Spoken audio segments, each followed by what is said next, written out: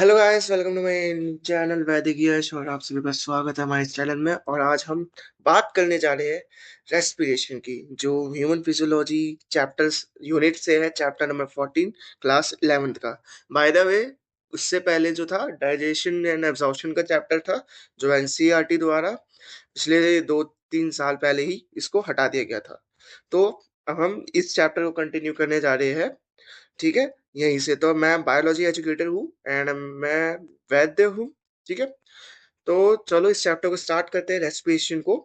तो आज हम हमारा जो टॉपिक्स है, तो सबसे पहले हमारे कुछ टॉपिक्स है, जैसे कि हम पहले रेस्पिरेशन के बारे में बात करेंगे, रेस्पिरेटरी ऑर्गन के बारे में बात करेंगे, फिर mechanism of breathing, exchange of gases, transport of gases, regulation of respiration and disorders की बात करेंगे। ठीक है, तो यानी कि हम इन 7 टॉपिक्स के बारे में बात करेंगे। लेकिन आज का हमारा जो वीडियो होने वाला है, ये वीडियो होने वाला है सिर्फ और सिर्फ रेस्पिरेशन के बारे में, कि रेस्पिरेशन एक्चुअल में है क्या, और दूसरा चीज कि ये रेस्पिरेटरी ऑर्गन्स के बारे में। ठीक है, तो आज हम इन दो टॉपिक्स पे जो है बात करेंगे। तो सबसे पहले हम बात करते हैं अबाउट अस के बारे में।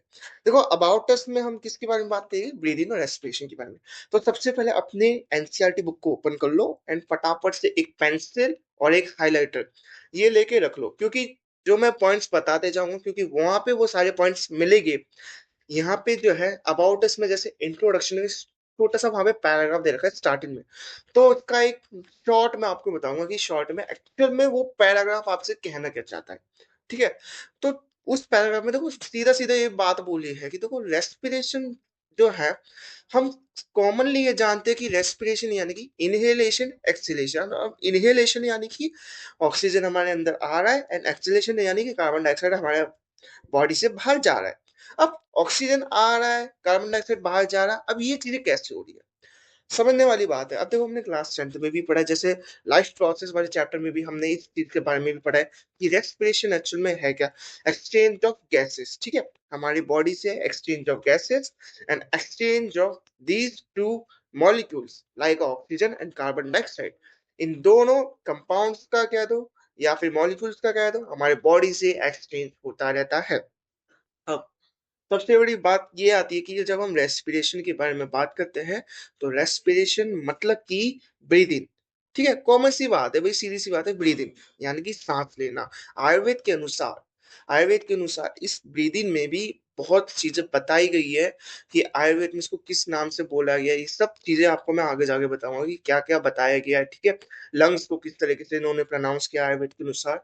ठीक है, आयुर्वेद के अनुसार भी पढ़ेंगे और हम मॉडर्न के अनुसार भी पढ़ेंगे। तो हमारा मेनली फोकस मॉडर्न पे, क्योंकि हम जो है नीट का कवर कर रहे हैं, ना कि हम अपने मेडिकल कोर्सेज का कवर कर रहे हैं। अभी हम खाली नीट पे ध्यान दे रहे हैं, तो मैं ज्यादा आपको थोड़ा उस पर ध्यान दूंगा। ठीक है, थोड़ी बहुत चीजें ऐसी है जो मैं आपको आयुर्वेद के ऊपर भी बता सकता हूँ, लेकिन बाय द वे अभी हम इस सिर्फ और सिर्फ इस पे अपना कंसंट्रेशन बनाना है कि नीट में कैसे क्वेश्चंस आते हैं। ठीक है, तो about us breathing and respiration. अब ब्रीदिंग एंड रेस्पिरेशन मींस सांस लेना, सांस छोड़ना। अब सांस लेना, सांस छोड़ना मींस श्वास को हम ही सांस बोलते हैं। श्वास जो है संस्कृत का शब्द है, इसको आप कहीं पे लिख लो। श्वास यानी कि संस्कृत सांस लेना। ठीक है, तो अब हम क्या है कि श्वास निश्वास, श्वास यानी कि सांस लेना और निश्वास यानी कि सांस छोड़ना। तो श्वास, अब ऑक्सीजन को हम इनटेक कर रहे हैं। ऑक्सीजन क्या है? यहाँ पे एटमॉस्फेरिक एयर है। उसी पैराग्राफ में लिखा होगा, it is the exchange of atmospheric air. ठीक है, जब हम एटमॉस्फेरिक एयर को अंदर लाते हैं, तो उसी दौरान हम एक बॉडी यानी कि बॉडी में से बॉडी एयर जो है हम बाहर छोड़ते हैं। बॉडी एयर की हम किसकी बात करें? कार्बन डाइऑक्साइड की बात कर रहे हैं, जो हम कार्बन डाइऑक्साइड बाहर छोड़ते हैं, सॉरी। ठीक है, तो अब यहाँ पे समझने वाली बात ये है कि ऑक्सीजन हमने अंदर लिया, क्योंकि ऑक्सीजन को हम क्या कह रहे हैं? Atmospheric air. कार्बन डाइऑक्साइड को हम क्या कह रहे हैं? Body air. कार्बन डाइऑक्साइड को बॉडी एयर इसलिए कह रहे हैं क्योंकि ऑक्सीजन जैसे ही जाता है हमारे बॉडी से, तो सबसे पहले देखो ऑक्सीजन हमारी बॉडी हमने ले लिया किससे? नॉस्ट्रिल से। नॉस्ट्रिल से कैसे होता है? या फेरिंग्स, फेरिंग्स से कैसे? लैरिंग्स, लैरिंग्स से कैसे? एपिग्लॉटिस, एपिग्लॉटिस से फिर ट्रैकिया, ट्रैकिया से जो उसके ब्रोंकियल्स है। ठीक है, प्राइमरी, सेकेंडरी, टर्शियरी, फिर उसके बाद जाके टर्मिनल ब्रोंकिस, टर्मिनल ब्रोंकिस के बाद एल्वियोलाई, एल्वियोलाई के बाद जैसी एल्वियोलाई ने क्या किया कि उस ऑक्सीजन को उस ब्लड के पास दिया, तो ब्लड क्या करेगा? ब्लड पूरा सर्कुलेट करता है। ठीक है? अब हमें ये समझना है कि जब यहाँ पे ब्लड सर्कुलेशन होगा तो सीधी-सी बात है कि वहाँ पे डबल सर्कुलेशन प्रोसेस भी होगा। पूरा एक तरीके से प्रोसेस होगा जो हम अगले चैप्टर में भी पढ़ेंगे। चैप्टर नंबर 15 जो हमारा ब्लड के बारे में ही है पूरा, डबल सर्कुलेशन के बारे में। अब यहाँ पे क्या होता है कि हम वो सब चीज़ें भी देखेंगे।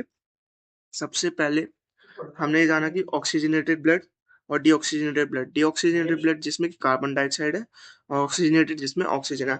अब दूसरी बात ये है कि जो हम बात करते हैं ऑक्सीजनेटेड ब्लड की, तो सिंपल सी बात सोचने वाली ये है कि हम वहां पे क्या है, उस ब्लड के अंदर ऑक्सीजन है। ठीक है, सबसे पहली बात। और डीऑक्सीजनेटेड ब्लड की बात करते हैं यानी कि वहां पे कार्बन डाइऑक्साइड है। ठीक है, तो कार्बन डाइऑक्साइड भी है और ऑक्सीजनेटेड ब्लड भी है। अब देखो भाई, सीधी सी बात है। कार्बन डाइऑक्साइड क्या है कि कार्बन डाइऑक्साइड बॉडी से, बॉडी के टिश्यू से निकल रहा है, और ऑक्सीजन क्या है कि बॉडी के टिश्यू से में जा रहा है। अब किसके थ्रू जा रहा है? ब्लड के थ्रू जा रहा है। वो मैकेनिज्म भी हम पढ़ेंगे कि किस तरीके से रेस्पिरेशन होता है, किस तरीके से गैसेस का एक्सचेंज होता है।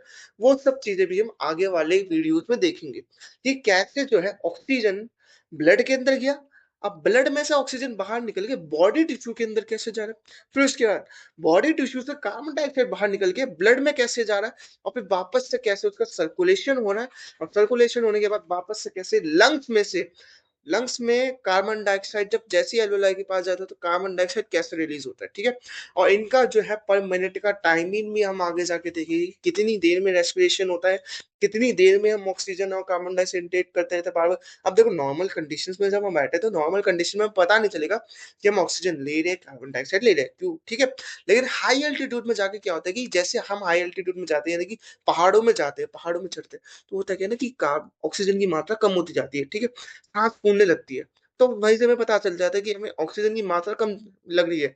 तो हम क्या करते हैं कि अपने साथ एक रखते हैं कि ऑक्सीजन गैस सिलेंडर को भी रखते हैं अपने साथ, जिससे कि आगे जाके उसका बहुत यूज हो कि हम प्रॉपर तरीके से सांस ले पाए। ठीक है, वहां पे क्या होता है कि ब्लड सर्कुलेशन इतना हाई हो जाता है कि बाद में जाके जैसे जैसे ऑक्सीजन मिलता नहीं है, बाद में उसका सर्कुलेशन काफी लो हो जाता है। पहले क्या होगा कि ब्लड का जो सर्कुलेशन है वहां पे हाई होगा, क्यों? क्योंकि वहां पे ऑक्सीजन मिल नहीं रहा है। और फिर जैसे वहां पे ऑक्सीजन मिलना बंद हो जाएगा तो आयरन मिलना बंद हो जाएगा, और आयरन मिलने की वजह से ब्लड का सर्कुलेशन, ब्लड का मूवमेंट भी बंद हो जाएगा। ठीक है, जिससे कि जो ब्लड प्रेशर वाली जो प्रॉब्लम्स होती है वो कई बार आ जाती है हाई लो की, वो भी हाई एल्टीट्यूड में जाके। अब देखो, यहाँ पे हमने इतना जान लिया कि भाई रेस्पिरेशन क्या है। रेस्पिरेशन का मतलब एक ही है, एटमॉस्फेरिक से यानी कि ऑक्सीजन को हमने लिया और हमारी बॉडी ने क्या किया कि कार्बन डाइऑक्साइड को बाहर निकाला। ठीक है, तो ये होता है पूरा एक रेस्पिरेशन। मतलब एक छोटा-सा वहाँ पे लाइन लिखा है एटमॉस्फेरिक एयर के ऊपर। जब आप इस मेरी बात को सुनोगे और उसके बाद आप उसमें उस पैराग्राफ को पढ़ोगे, तब आपको वहाँ पे एक लाइन मिलेगा एटमॉस्फेरिक एयर के ऊपर, ठीक है? उसके बाद हम बात करते हैं रेस्पिरेटरी ऑर्गन्स के बारे में, ठीक है? अब रेस्पिरेटरी ऑर्गन्स में क्या होता है, रेस्पिरेटरी ऑर्गन्स, ठीक है? तो रेस्पिरेटरी ऑर्गन्स में क्या है कि mechanism of breathing worry among different groups of animals dependent mainly on their habitats and level of organisms. अब क्या होता है कि मैकेनिज्म जो है ब्रीथिंग का, ठीक है, मैकेनिज्म होता है यहाँ पे ब्रीथिंग काफी डिफरेंट ग्रुप्स ऑफ एनिमल्स में, ठीक है, जो डिपेंड करता है किसमें, उनके हैबिटेट्स में, यानी कि हैबिटेट्स यानी कि जहाँ पे वो रहते हैं। हैबिटेट से ये मतलब नहीं है कि उनकी habits, not means, habitat means कि जहाँ वो रहते हैं, उनका नेचर कैसा है, उनके रहने से पता चलता है कि जिस स्थान में, जिस लोकेशन में वो रहता है, वहां से हमें उनका पता चलता है। फिर levels of organization, levels of organization means कि हमने एनिमल किंगडम में देखा है लोअर वर्टिब्रा, ठीक है, नॉन कॉर्डेट्स, कॉर्डेट्स, हमने इन सब चीजों में देखा है। तो हमने जैसे जैसे लेवल्स पे हम बढ़ते गए थे ना, तो हम उसी उन्हीं लेवल्स पे हम देखते जाएंगे कि कौन-कौन से ऐसे लेवल्स हैं जहाँ पे अलग-अलग ऑर्गेनाइजेशन, यानी कि अलग-अलग ऑर्गेनिजम्स में किस तरीके से रेस्पिरेटरी ऑर्गन्स वहाँ पे प्रेजेंट है। तो सबसे पहला मैंने जो अब हाइलाइट्स पे भी ध्यान देना कि यहाँ पे जो भी मैंने लाइंस हाइलाइट्स की, क्योंकि ये पैराग्राफ मैंने एनसीईआरटी से ही लिया है। तो सबसे पहला पॉइंट आता है कि lower invertebrates like sponges, coelenterates, platforms, etc exchange O2 and with carbon dioxide with by simple diffusion over their entire body surface। अब यहाँ पे क्या होता है कि जो स्पॉन्जेस हो गए, सिलिंड्रेट्स हो गए, प्लेटफॉर्म्स हो गए, एक बार आप उनका स्ट्रक्चर्स देखो जरा। अब देखो, स्पॉन्जेस का मैं आपको बताता हूँ क्या है कि स्पॉन्जेस के आप बॉडी में देखते हो कि काफी सारा छोटे छोटे एकदम ट्यूब्स के बने हुए हैं। उसकी बॉडी में देखो, आप वहीं देखोगे काफ़ी सारे छोटे-छोटे ट्यूब्स बने हुए हैं, ठीक है? तो छोटे-छोटे ट्यूब्स का काम क्या है? छोटे-छोटे ट्यूब्स का काम ये है कि ये तो पहले जो खाना खा रहे हैं, ठीक है? उस खाने को इनटेक करना, फिर इनटेक करने के बाद वहाँ से जो वेस्ट प्रोडक्ट्स हैं वहीं की वहीं निकालना, उसी जगह से जहाँ से वो ले रहे हैं वहीं से बाहर निकालना। दूसरी बात, ऑक्सीजन का भी ऐसे ही होता है कि वहाँ पे भी ये क्या करता है कि सिंपल डिफ्यूज़न करता है। सिंपल डिफ्यूज़न क्या होता है कि high concentration to low concentration होता है। तो वहाँ पे क्या है कि ज़्यादा कंसंट्रेशन कहाँ लग रहा है? ऑक्सीजन को लेने में। लो कंसंट्रेशन कहाँ लग रहा है? कार्बन डाइऑक्साइड को भेजने में। ठीक है? तो ऐसे ही चलता है। ऑक्सीजन लिया, कार्बन डाइऑक्साइड गया। और कौन से वे से? एक ही वे से जा रहा है, एक ही ट्यूब से जा रहा है। उसके लिए पूरा ये डबल सर्कुलेशन वाला जैसा चीज़ कोई प्रोसेस नहीं लग रहा। ठीक है? तो डायरेक्ट एक ही उनके बॉडी सरफेस से जो है डिफ्यूजन प्रोसेस के थ्रू ही, सिंपल डिफ्यूजन प्रोसेस के through he oxygen and carbon dioxide की चेंजेस होती है। अब उसके बाद हम बात करते हैं, अर्थवॉर्म जो है अपने क्यूटिकल, यानी कि जो अर्थवर्म का जो बॉडी सरफेस है, उसके बॉडी सरफेस में बहुत ज़्यादा मॉइस्ट क्यूटिकल्स पाए जाते हैं। ये उनके थ्रू रेस्पिरेशन करते हैं। फिर insects have a network of tubes, network of tubes. अब यहाँ पे ध्यान से समझना नेटवर्क ऑफ ट्यूब्स क्या होता है। जैसे हम कॉकरोच लेते हैं, अब कॉकरोच को हम जब उल्टा करते हैं, तो हम देखते हैं कि ना उसका जो बॉडी सरफेस है, उसका जो एब्डोमेन वाला एरिया है, एब्स वाला एरिया जो है, बीच में ना छोटे-छोटे ना पतली सी लाइन बनी होती है। वो पतली सी लाइन बनी होती है, वहाँ पे क्या है ना, वो ट्यूब है, ठीक है? उसकी पूरी बॉडी जो है ना, वहाँ पे पूरे बॉडी में नेटवर्क ऑफ ट्यूब्स होती है, जिसके थ्रू वो अपने एटमॉस्फेरिक एयर को ट्रांसपोर्ट करते हैं विद इन द बॉडी, यानी कि बॉडी के थ्रू ही ट्रांसपोर्ट करते हैं, ठीक है? तो वो इंसेक्ट्स क्या है कि नेटवर्क ऑफ ट्यूब्स के थ्रू, ये बात ध्यान रखना, ट्रैकियल ट्यूब्स का ये पॉइंट ध्यान रखना कि नीट में ये क्वेश्चन पूछा जाता है कि इंसेक्ट्स में किसके ज़रिए रेस्पिरेशन होता है? तो इस बात का ध्यान रखना कि नेटवर्क ऑफ ट्यूब्स के थ्रू ही रेस्पिरेशन होता है। अब special vascularized structures is called gills. Bronchial aspirations are used by most of the aquatic arthropods. अब यहाँ पे बोला है कि स्पेशल vascularized structures। अब स्पेशल vascularized structures में गिल्स की बात करते हैं। अब यहाँ पे गिल्स का देखना, गिल्स का क्या रोल है कि गिल्स का ये रोल होता है कि जो बॉडी है, ठीक है? अब उनके बॉडी में जो गिल्स है, अब गिल्स जो है फ्लैप लाइक स्ट्रक्चर होता है, डोर लाइक स्ट्रक्चर, ठीक है? फ्लैप लाइक, जैसे पंखा होता है। 1 minute guys.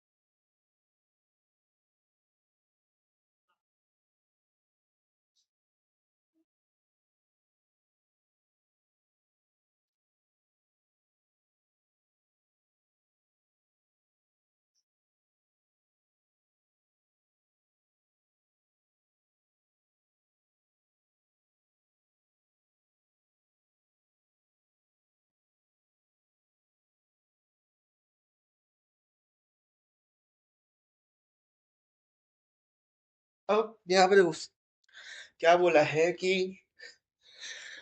Flat like structures होते हैं, जैसे गिल्स में हम बात करते हैं, ठीक है? तो गिल्स में फ्लैट लाइक स्ट्रक्चर्स होते हैं, उनका जो है सिस्टम ये होता है, वहाँ से उसके थ्रू रेस्पिरेशन करते हैं। अब यहाँ पे जो जैसे ब्रैकेट में लिखा है ब्रैंकियल रेस्पिरेशन, नीट में ये पूछा जाता है, जो एक्वाटिक एनिमल्स हैं, एक्वाटिक एनिमल्स है, ठीक है? तो एक्वाटिक एनिमल्स में किस तरह का रेस्पिरेशन होता है, तो वहां पे आपको ये नहीं देखना है, वहां पे गिल्स का भी ऑप्शन आएगा, वहां टिक मत कर देना। करना कहाँ पे? ब्रैकियल रेस्पिरेशन पे, क्योंकि ब्रैकियल रेस्पिरेशन का ये तो मतलब यही है कि एक्वाटिक एनिमल्स किसके थ्रू कर रहे हैं? गिल्स के थ्रू कर रहे हैं। ठीक है। तो most of the aquatic arthropods इसी रेस्पिरेशन प्रोसेस का, इसी गिल्स का यूज करते हैं रेस्पिरेशन के लिए। फिर उसके बाद हम बात करते हैं मोलस्कास। मोलस्कास के पास क्या होता है? वेस्कुलराइज बैग होता है। वेस्कुलराइज बैग होता है, ये उस बैग के थ्रू जो है अपना रेस्पिरेशन करता है। जैसे मॉलस्का हमने देखा है ना, मतलब शंख लाइक स्ट्रक्चर होता है उनका। ठीक है। तो शंख लाइक स्ट्रक्चर होता है, तो उनके अंदर जो है ये सब पानी वाले होते हैं। ठीक है, ये पानी एक्वाटिक इन सब के पास पास ही पाए जाते हैं। ठीक है। तो होता क्या है कि उनके बॉडी के अंदर एक छोटा सा बैग होता है। ठीक है। ये उस बैग के थ्रू ही जो है अपना पल्मोनरी रेस्पिरेशन प्रोसेस करते हैं। तो अगर मॉलस्का के लिए क्वेश्चन आए तो वहां पे ये टिक करना है कि पल्मोनरी रेस्पिरेशन के थ्रू जो है ये अपना रेस्पिरेशन प्रोसेस करते हैं। और वहीं से ये अंडरस्टैंड हो जाएगा कि सामने वाले को कि ये किसकी बात करे पल्मोनरी रेस्पिरेशन से, कि उसके पास वेस्कुलराइज बैग होता है जिसके थ्रू ये अपना रेस्पिरेशन प्रोसेस करते हैं। और ये यूज होता है खासकर टेरेस्ट्रियल फॉर्म्स में, जैसे मतलब terrestrial forms for the exchange. और ये टेरेस्ट्रियल काफी यूज करते हैं, मतलब टेरेस्ट्रियल प्रोसेस के थ्रू। ठीक है। अमंग वर्टिब्रेट्स, अब जितने भी वर्टिब्रास होते हैं, वर्टिब्रास में जैसे फिशेस को ले लें, तो फिशेस जो है गिल्स का यूज करते हैं, जैसे अभी पहले बताया था। तो यहाँ पे भी किसका यूज हो जाएगा? ब्रैंकियल रेस्पिरेशन का भी यूज होगा। लेकिन जहां पे अगर हम एम्फीबियंस की बात करते हैं, रेप्टाइल्स की बात करते हैं, बर्ड की बात करते हैं, मैमल्स की बात करते हैं, तो इन सब के पास, और हम लोगों के पास क्या होते हैं? लंग्स होते हैं। स्पेशलाइज्ड ऑर्गन होता है जिसको हम कहते हैं लंग्स होते हैं। ठीक है, लंग्स कहते हैं। तो हमारे पास लंग्स है, तो हम लंग्स के थ्रू क्या करते हैं? रेस्पिरेशन प्रोसेस करते हैं। ठीक है। अब फ्रॉग की बात करें, तो फ्रॉग ही एक ऐसा एम्फीबियन है जो अपने ये क्यूटेनियस स्किन्स या फिर क्या कहते हैं मोइस्ट स्किन से ये अपने रेस्पिरेशन प्रोसेस को ध्यान देते हैं, जहां पे इनको हम कहते हैं क्यूटेनियस रेस्पिरेशन। और इसके ऊपर खासकर एक ऐसा रीजन जरूर आता है कि तो कौन सा एम्फीबियन है कि जो मतलब क्यूटेनियस रेस्पिरेशन प्रोसेस करता है, मतलब क्यूटेनियस जिसका रेस्पिरेशन प्रोसेस कैसा क्यूटेनियस होता है। ठीक है। तो यहाँ पे फ्रॉक का आप टिक करना, अगर फ्रॉक के साथ अगर ये बात लिखी कि मॉइस्ट स्किन से करता है तो भी इसका असर्शन सही होगा। ठीक है। और रीजन में अगर ये आ जाए कि क्यूटेनियस रेस्पिरेशन इसी वजह से कहा जाता है तो भी ऑप्शन सही होगा। ठीक है।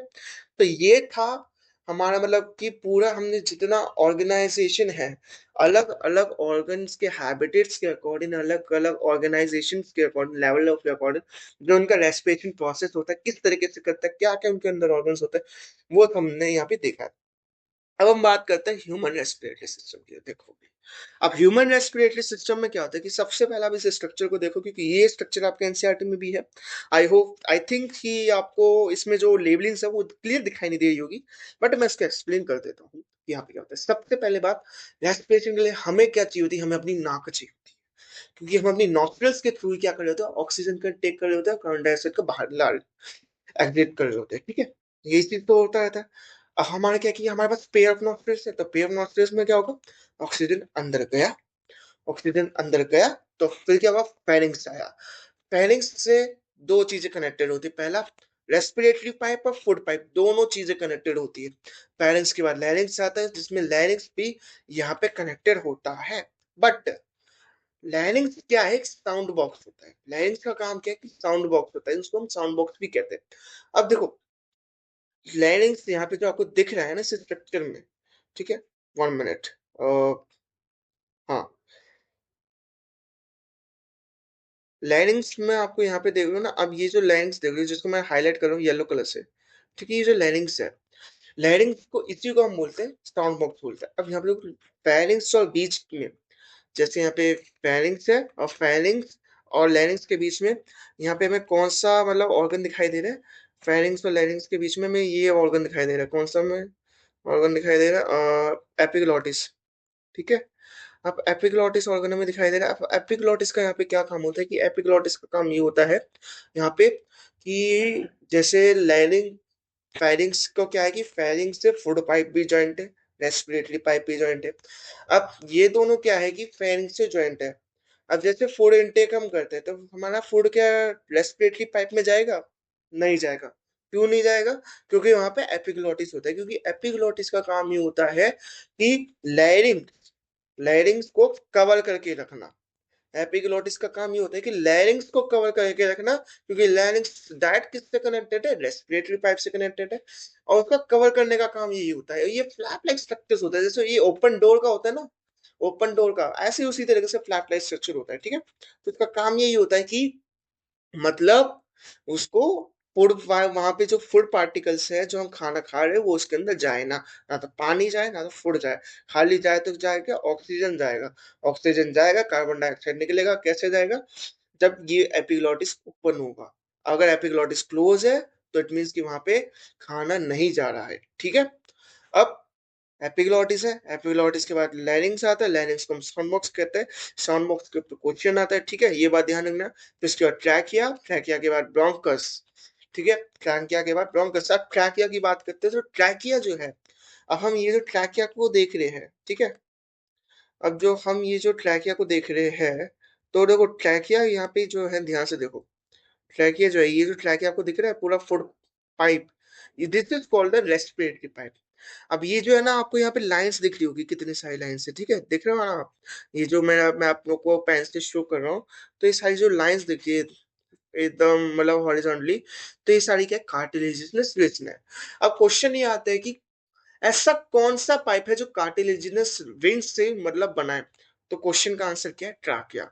ट्राकिया जो है कार्टिलेजिनस वेन्स के थ्रू बना हुआ है, ठीक है, जिसके थ्रू हम अपना रेस्पिरेशन प्रॉपर तरीके से ले सकते हैं।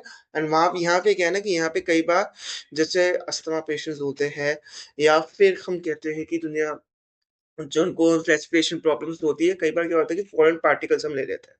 अब हम ऑक्सीजन इनटेक कर रहे होते हैं, तो ऑक्सीजन इनटेक करते टाइम की कई बार क्या होता है कि हमारा फॉरेन कुछ बाहर से फॉरेन पार्टिकल आता है, और यहाँ पे जो है कार्टिलेजिनस वेन्स में फंस जाता है during the time of carbon dioxide, की वो अपने आप निकल जाता है। और कई बार ऐसा नहीं निकलता तो हम जैसे चीख मारते हैं, तो चीख मारने के टाइम भी जैसे जब कार्बन डाइऑक्साइड एकदम फुल फोर्स के थ्रू निकलता है, तब भी फॉरेन पार्टिकल्स निकल जाते हैं, ठीक है। ये कॉन्सेप्ट आपको समझ में आ गया। अब उसके बाद हम बात करते हैं ब्रोंकस की, ठीक है। तो ये आपका ब्रोंकस है, ट्रैकिया के बाद ब्रोंकस आ गया। अब यहाँ पे आपको ये जानना है कि ब्रोंकस को हम ब्रोंक्यूल्स भी बोलते हैं, ठीक है, ब्रोंक्यूल्स भी बोलते हैं। और ब्रोंक्यूल्स जब हम बोलेंगे तो यहाँ पे हम तीन कंडीशंस की बात करते हैं, primary, secondary, tertiary. Primary, primary यानी कि है ये जो ब्रोंकस है, ये यहाँ से प्राइमरी है, यहाँ से स्टार्ट हो जाती है, बाद में जाके सेकेंडरी हो जाती है, बाद में जाके फिर टर्शियरी हो जाती है, फिर आगे जाके ये टर्मिनल हो जाती है। और इन टर्मिनल ब्रोंक्यूल्स के बाद ये जो छोटे-छोटे बैलून लाइक स्ट्रक्चर आपको दिख रहे हैं, ये सारे एल्वियोलाई हो जाते हैं, ठीक है। तो ये सारे ब्रोंक्यूल्स है, ठीक है। अब होता क्या है कि इनके बीच में हार्ट होता है, तो देखो राइट लंग्स में, राइट लंग्स में क्या होता है कि राइट लंग्स कुछ प्रॉपर इसी तरीके से ही रहता है, बट लेफ्ट लंग में जो है, लेफ्ट लंग में यहाँ पे थोड़ा सा शेप दे देता है, क्योंकि लेफ्ट लंग आप यहाँ पे देखो कि कितना कर्व्ड है, मुड़ा हुआ है, अंदर की तरफ कितना जा रखा है, बट राइट लंग नहीं जा रखा, क्यों, क्योंकि हमारा हार्ट का स्ट्रक्चर कैसा है, नीचे से वो लेफ्ट साइड हो रहा है, ठीक है, नीचे से वो लेफ्ट की तरफ जा रहा है। इसी वजह से लंग्स का स्ट्रक्चर भी कुछ इसी तरीके से होता है कि अंदर से काफी ये हमें कुछ अंदर की तरफ जाते हुए दिखता है लेफ्ट लंग्स में, ठीक है। अब हमने ये बात कर ली ब्रोंक्यूल्स के बारे में, एल्वियोलाई के बारे में, ठीक है। एल्वियोलाई का काम क्या है, ऑक्सीजन को लेना, कार्बन डाइऑक्साइड को भेजना। लेकिन ऑक्सीजन जब लेगा तो ऑक्सीजन कहाँ भेजेगा, ये कैपिलरीज के पास। कौन सी कैपिलरीज, ब्लड कैपिलरीज, आर्टरीज और वेंट्रिकल्स, ठीक है, ठीक है। तो मतलब कैपिलरीज को देगा ऑक्सीजन को, और फिर वो क्या है, ये ब्लड में ऑक्सीजन जाएगा तो ऑक्सीजनेटेड ब्लड, फिर वहां से जब ऑक्सीजनेटेड पूरी ब्लड में, पूरी बॉडी में घूमते हुए आएगा, तो डीऑक्सी कार्बन डाइऑक्साइड लेकर आएगा, और ऑक्सीजन जो है टिश्यू को छोड़ में देते हुए आएगा। और जैसे कार्बन डाइऑक्साइड लेते आया तो होगा क्या कि वापस वो कार्बन डाइऑक्साइड कहाँ जाएगा, एल्वियोलाई में जाएगा, और एल्वियोलाई क्या करेगा, फिर तुरंत उस कार्बन डाइऑक्साइड को बॉडी से बाहर निकाल देगा, ठीक है। अब यहाँ पे देख रहे हो कि आप ये जो स्ट्रक्चर है, ये सारी रिब्स है, ठीक है, 12 रिब्स है, ये सब 12 रिब्स है, लंग्स, ठीक। अब उसके बाद प्लूरल मेम्ब्रेन। अब यहाँ पे देखो प्लूरल मेम्ब्रेन क्या है, प्लूरल मेम्ब्रेन जो है ये फ्लूइड होता है, ठीक है, प्लूरल फ्लूइड। सबसे पहली बात आपको ये ध्यान रखने की, लंग्स के पास एक फ्लूइड होता है जो मतलब लंग्स को वर्क करने में हेल्प करता है, कौन, प्लूरल फ्लूइड लंग। और ये इसका काम क्या है कि अपने लंग्स में फ्रिक्शन प्रोवाइड करवाना, ठीक है, एक ऐसा फ्रिक्शन प्रोवाइड करवाना जिसकी वजह से अपना लंग्स जो है, इसका वॉल्यूम जो है, इसका अंदर का सरफेस जो है वो इंक्रीज भी कर सके, और इसका वॉल्यूम जो है वो डिक्रीज भी हो सके। तो ये प्रोसेस कब को प्रोवाइड करवाने का काम किसका होता है? प्लूरल फ्लूइड का काम होता है। ठीक है? अब देखो यहाँ पे क्या है कि यहाँ पे जैसे प्लूरल मेम्ब्रेन है, प्लूरल मेम्ब्रेन जो है इनर मेम्ब्रेन कौन-सा? कि जो लंग्स के सरफेस से अटैच है। ठीक है? और आउटर मेम्ब्रेन कौन-सा? जो लंग्स के सरफेस से अटैच नहीं है लेकिन इनर सरफेस जो इनर मेम्ब्रेन है उससे थोड़ा-सा बाहर की तरफ है। और बीच में जो स्पेस जा रहा है, जहाँ पे जैसे यहाँ पे लिखा है प्लूरल फ्लूइड, तो जो येलो कलर आप देख रहे हो ना लंग्स के ऊपर जो येलो कलर की जो आउटलाइन आप देख लो, तो ये येलो कलर की आउटलाइन कुछ नहीं खाली प्लूइड फ्लूइड है। अब प्लूइड फ्लूइड का काम होता है कि वहाँ पे एक फ्रिक्शन प्रोवाइड कराना है, एक इलास्टिसिटी प्रोवाइड कराना है, जिसकी वजह से हमारा लंग्स जो है काम अच्छे से कर सकेगा। और during the time of the respiration they can do the what? Inhalation and exhalation. अभी आपको मैं ये भी बताऊंगा कि इनहेल करने का मतलब ये होता है कि हम कार्बन डाइऑक्साइड इनटेक कर रहे हैं, और एक्सहेल करने का मतलब ये होता है कि हम कार्बन सॉरी गलत बोल दिया मैंने आपको। इनहेल करने का मतलब ये होता है कि ऑक्सीजन को हम इनटेक कर रहे हैं, और एक्सहेल करने का काम ये होता है कि कार्बन डाइऑक्साइड को हम बाहर निकाल रहे हैं। ठीक है? तो ये होता है किसका? इनहेलेशन और एक्सहेलेशन। बस ये सिंपल सा छोटा सा चीज था, उससे ज्यादा कुछ नहीं है। डायफ्राम का काम ये होता है कि डायफ्राम क्या करता है कि डायफ्राम अपने जो लंग्स है, lungs during the time of respiration, उस टाइम क्या होता है कि during the time of respiration वहां पे हमारा जब लंग्स जैसे वॉल्यूम इंक्रीज करेगा, लंग्स का स्पेस भी फैलेगा, तो कार्बन डाइऑक्साइड का काम क्या होता है कि वो भी उसको जगह देता है, फैलाने का काम करता है। और जैसे उसका सरफेस कम हुआ, वैसे ही डायफ्राम का भी सरफेस कम होता है। ठीक है? तो इस बात का ध्यान रखना, और ये था अपना ह्यूमन रेस्पिरेटरी सिस्टम और ये उसका स्ट्रक्चर। ठीक है? यहाँ पे मैंने जैसे कुछ पॉइंट्स हाइलाइट किए हुए हैं। During swallow glottis can be covered by a thin elastic cartilaginous flap. इस चीज का ध्यान रखना कि ग्लोटिस जो है किससे कवर होता है? थिन का इलास्टिक कार्टिलेजिनस फ्लैप से, जिसको हम एपिग्लोटिस कहते हैं, और ये प्रिवेंट करता है फूड को वो भी लैरिंक्स के अंदर जाने से। दूसरा पॉइंट मैंने जो हाईलाइट किया हुआ ये क्या हुआ कि each bronchi undergoes repeated divisions. जितने भी ब्रोंकिस है वो डिविजन्स में चले जाते हैं from the secondary and tertiary bronchi में। फिर बाद में ब्रोंकियल्स आते हैं जो एंडिंग अप करता है किससे? थिन टर्मिनल ब्रोंकियल से। जैसे थिन टर्मिनल ब्रोंकियल से क्या निकलेगा? एल्वेओलाई निकलता है। ठीक है? और ये बैग लाइक स्ट्रक्चर होता है, इरेगुलर इसकी वॉल होती है। फिर उसके बाद अगर इरेगुलर वॉल होगी तो ये बात ध्यान रखना कि अपने पास जो है एपिथेलियम टिश्यू होता है वहां पे। ठीक है? एपिथेलियम टिश्यू यानी कि जो सिंपल टिश्यू हम जिसको कहते हैं, जिसमें कंपाउंड टिश्यू की बात नहीं करते। ठीक है? सिंपल टिश्यू खाली एक लाइन वाला जो टिश्यू होता है हम वहां पे एल्वेओलाई की बात करते हैं।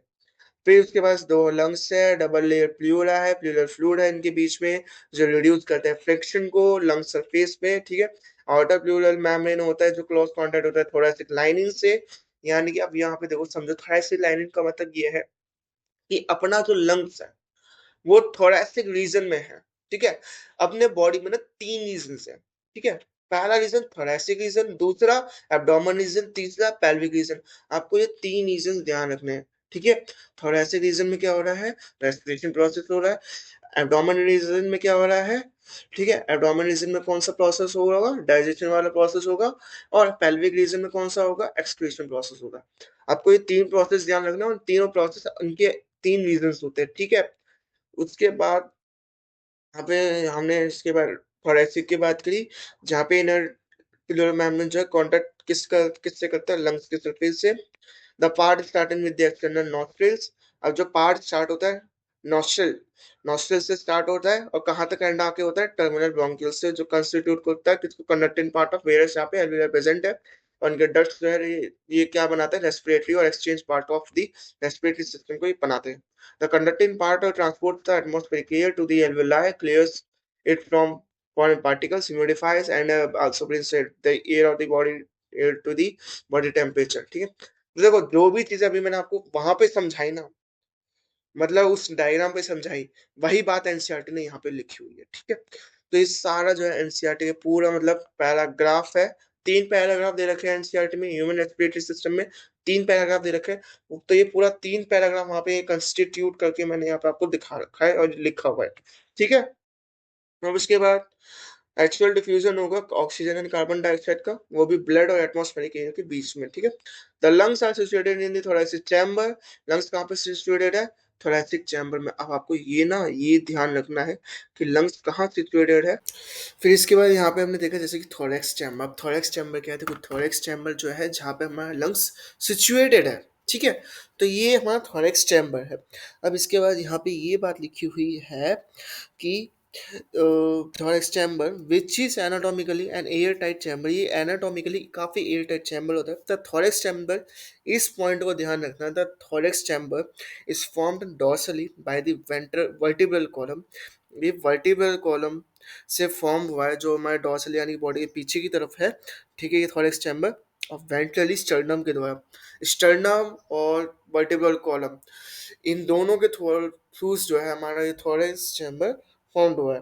उसके बाद यहाँ पे ये बात लिखी हुई है laterally by the ribs, ribs के थ्रू जो lower side, and on the lower side by the dome shape diagram, diaphragm के थ्रू जो है ये अपना थोरैक्स चैम्बर formed हुआ है। The anatomical setup of lungs in thorax is such that any change in the volume of thoracic cavity will be reflected in lungs. That means कि pulmonary cavity. Such an arrangement is essential for breathing as we cannot directly alter the pulmonary volume। तो मतलब ये सब चीज़ें लिखी है कि अगर थॉरेक्स चैम्बर है और थॉरेक्स कैविटी ही जो है लंग्स को प्रमोट करते हैं कि वो अपने वॉल्यूम को जो है इंक्रीज करे, डिक्रीज करे। जब ऑक्सीजन आएगा तो इंक्रीज, जब कार्बन डाइऑक्साइड जाएगा तो डिक्रीज। तो ये काम करे, ठीक है? इसके अलावा और कुछ नहीं है यहाँ पे। अगली स्लाइड में ये दे रखा है कि रेस्पिरेशन में क्या क्या इन्वॉल्व होता है। रेस्पिरेशन में 5 स्टेप्स इन्वॉल्व होता है। पहला स्टेप ये है कि ब्रीदिंग और पल्मोनरी वेंटिलेशन। पल्मोनरी वेंटिलेशन वाला पॉइंट ध्यान रखना कि यहाँ पे पहले ब्रीदिंग होगी, इसका मतलब पल्मोनरी वेंटिलेशन होगा जहाँ से एटमॉस्फेरिक एयर यानी ऑक्सीजन आएगा, ठीक है? और कार्बन डाइऑक्साइड एल्वेओलाई पे पहुँच कर निकल जाएगा बॉडी से। फिर उसके बाद दूसरा प्रोसेस ये इन्वॉल्व होगा कि यहाँ पे ऑक्सीजन एंड कार्बन डाइऑक्साइड का डिफ्यूजन होगा कहाँ पे? एल्वेलर मेम्ब्रेन में। जो एल्वेलाई है उसके पास जो मेम्ब्रेन है वहाँ से डिफ्यूजन प्रोसेस होगा। तीसरा पॉइंट ये है कि ट्रांसपोर्ट ऑफ गैसेस, जब डिफ्यूजन हो रहा होगा ऑक्सीजन और कार्बन डाइऑक्साइड का तो वो ब्लड से ट्रांसपोर्टेशन हो रहा होगा, ठीक है? By the blood. फिर इसके बाद चौथा पॉइंट है diffusion of oxygen and carbon dioxide between blood and tissue. अब जैसे ब्लड में ऑक्सीजन जा रहा है तो अगर ब्लड में ऑक्सीजन जाएगा तो ब्लड जब बाकी सभी सेल्स के पास जाएगा, टिश्यूज के पास जाएगा, इट मीन्स कि वो क्या करेगा कि जो ऑक्सीजन है वो टिश्यूज को देगा, टिश्यूज क्या करेगा? कार्बन डाइऑक्साइड किसको देगा? ब्लड को देगा, जिससे कि ब्लड वापस एल्वेलाई के पास जाएगा। एंड जब कार्बन डाइऑक्साइड एल्वेलाई के अंदर गया तो एल्वेलाई क्या करेगी? During the time of respiration, during the type of exhalation के दौरान वो कार्बन डाइऑक्साइड को बाहर निकाल देगी बॉडी से। Utilization of oxygen by the cells of carbon catabolic reaction and resulted release of carbon dioxide। ठीक है? तो आपको ये पॉइंट्स यहाँ पे ध्यान रखने, 5 पॉइंट्स ये पूछे जाते हैं मेनली, ठीक है? तो आज का हम इस वीडियो को अपने यही खत्म करते हैं। बाकी अगर आपको समझ में आया तो बहुत अच्छी बात है, ठीक है? और कोई भी क्वारीज है तो आपको करना क्या है कि मेरी इंस्टाग्राम आईडी आपको डिस्क्रिप्शन में दे रखी होगी, आप वहाँ पे जाके लॉगिन मतलब मेरे से पूछ सकते हो। और दूसरी बात, आपको ये वीडियो अच्छी लगी तो लाइक करना। कोई भी क्वारीज आप यहाँ पे कमेंट कर सकते हो, मैं इसका आपको आंसर शॉर्ट वीडियोस में बता सकता हूँ। एंड देन बाद में आपको जो है अगर आपको अच्छा लगा और आप किसी फ्रेंड को समझ में नहीं आया तो आपका, अगर आपको लगता है कि वीडियो वो समझा सकता है, उसके डाउट सॉल्व कर सकता है, तो आप ये वीडियोस को सेंड कर सकते हो। Very very thank you for the watching this video. Have a nice day and bye. Do like, comment and subscribe.